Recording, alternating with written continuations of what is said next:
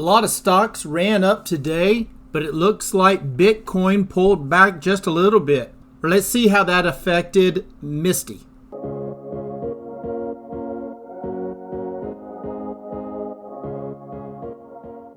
Hello my friends, this is Legend.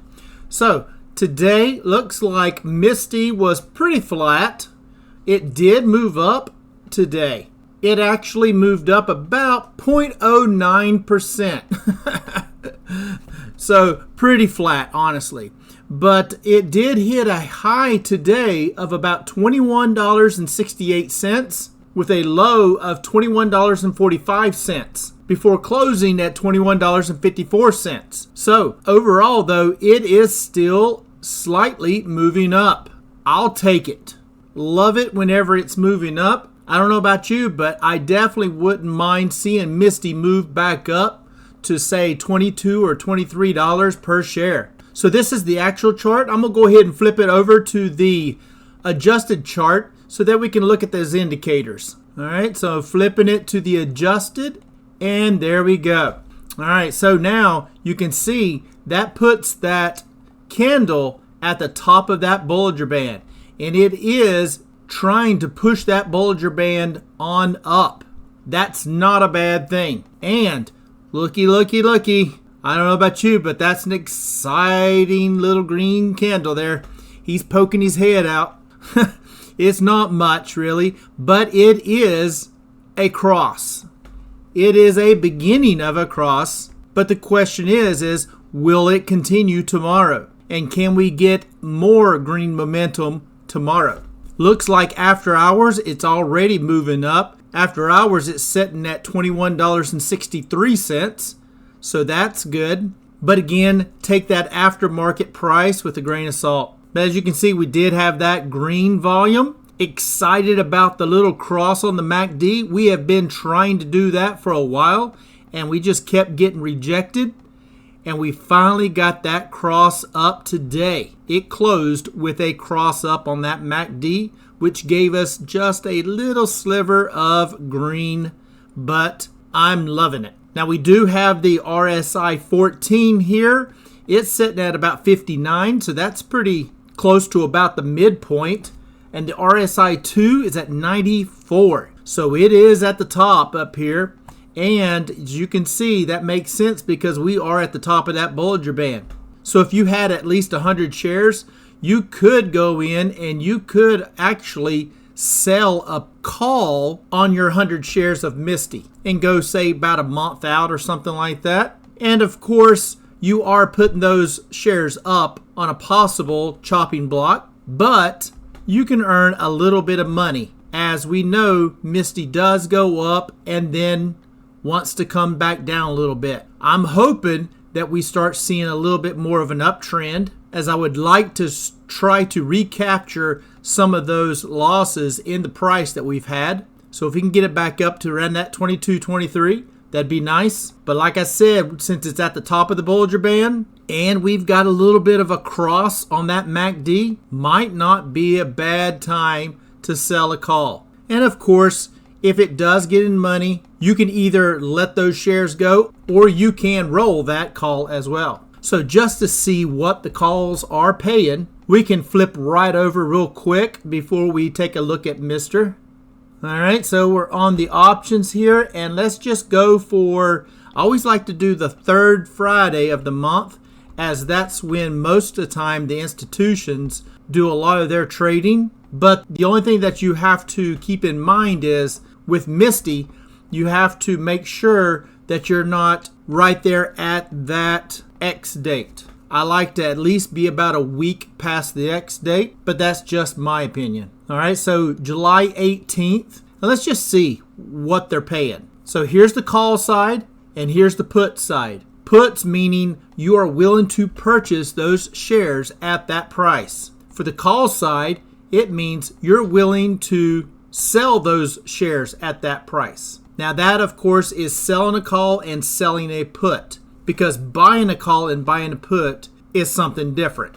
That is the opposite. But just to keep it simple, we are only talking about selling puts and selling calls. And currently I'm looking at selling a call here. Now I'm not looking to actually sell one, but I just wanted to see if it's actually paying anything. And it doesn't look like it's paying much of anything at all. You can set a strike price for selling a call at $22, and you can get about 15 cents per share. So that'd be $15 at a $22 call. But to me, that's just a bit too close. So just curious, if we go out one more month, does it help us or not? Not really.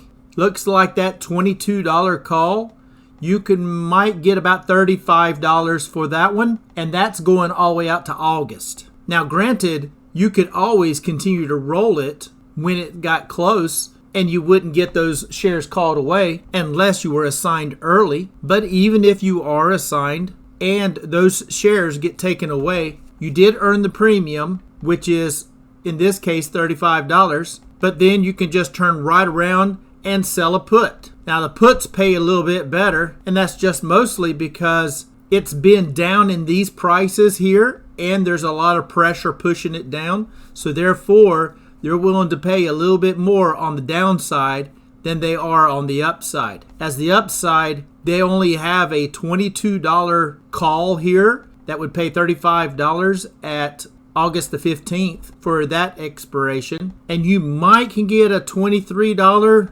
call, and you can try to get about 15 cents, but I don't know if it would actually go through because that's such a wide spread right there. And plus it's a 0 to 35 cents, but you could try. And since it hasn't been up to this price in a little while, it might be a pretty safe, and you can just pocket the money just for owning the shares. But do keep in mind that you are taking the risk of those shares getting called away. But like I said, it's part of selling calls and selling puts. You got to be willing to buy and sell or roll them as much as you can. But it doesn't look like there's a whole lot in the call side for MSTY, but there is some nice premium in the put side. As looks like for August the 15th, you could actually sell an $18 put for August 15th, and that could possibly pay you about 55 to 60 cents per share. So that would be 55 to 60 bucks for just saying that you're willing to buy those shares at $18.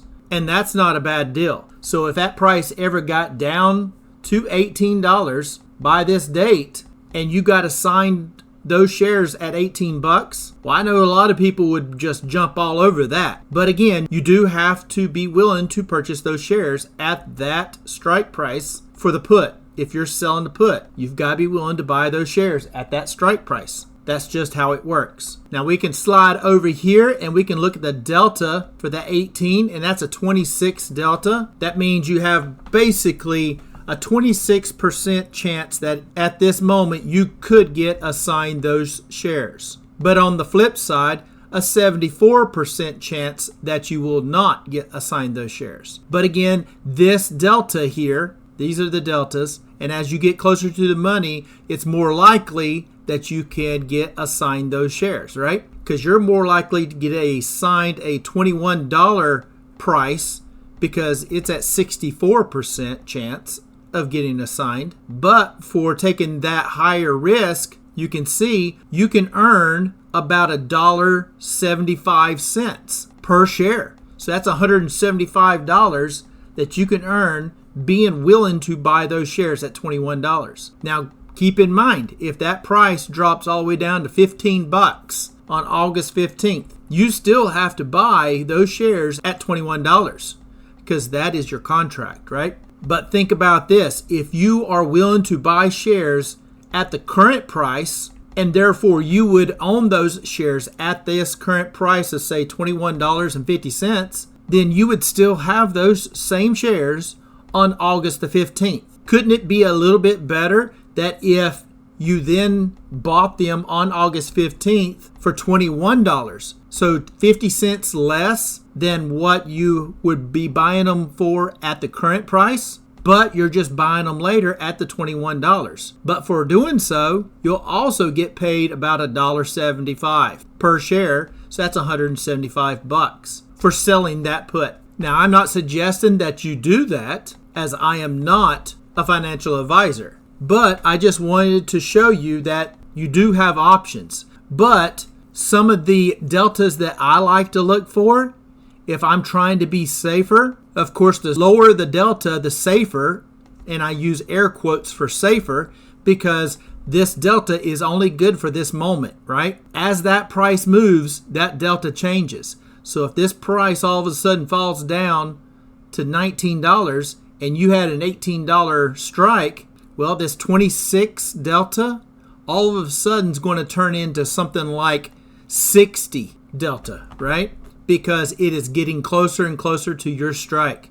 Therefore, more of a chance of you getting assigned those shares. But the delta I like to look for, of course, is a little bit on the lower end. I like to look for something around about a 20 delta to 15. So anywhere from 15 to 20 and sometimes maybe about 22 is what I normally like to look for. By doing so, though, that will reduce that premium I earn.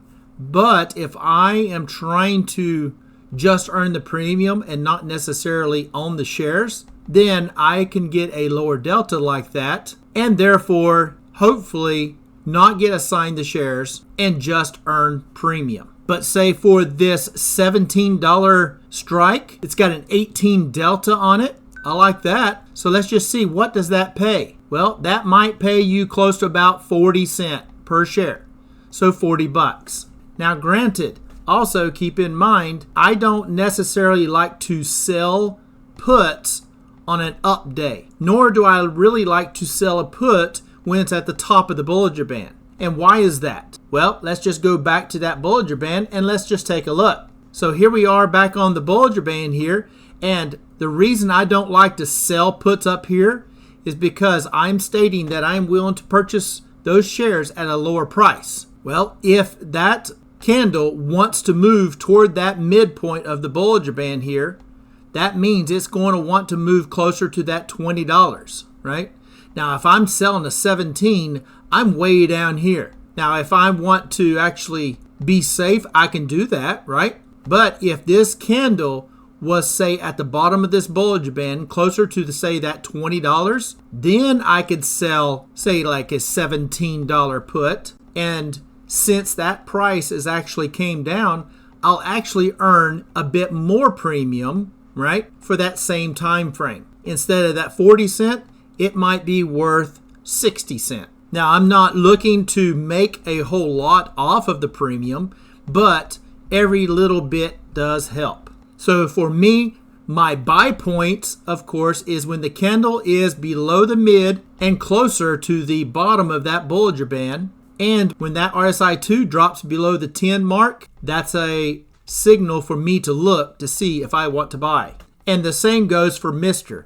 So let's just take a quick look at MSTR. And here we are on MSTR. As you can see, chart looks pretty close to about the same. We are toward the top of that Bollinger Band. We are up slightly on the MACD here. Now, it is a very thin sliver of red. So if we get another little up day tomorrow, that probably will be just enough to break that across that signal line and to show some positive momentum on the positive side of this one. At least that's my hopes there. But it is still struggling to cross over that signal line for the MACD. And also notice that MSTR did drop today. It went down 0.57%, but MSTY actually was somewhat flat with a slight uptick, right, for the day. So actually today, MSTY beat MSTR. It does happen once in a while. But let's take a look at Bitcoin. And as you can see here, Bitcoin, we did have a little bit of a red candle today, but notice that the momentum is green and it's a little taller than it was from yesterday.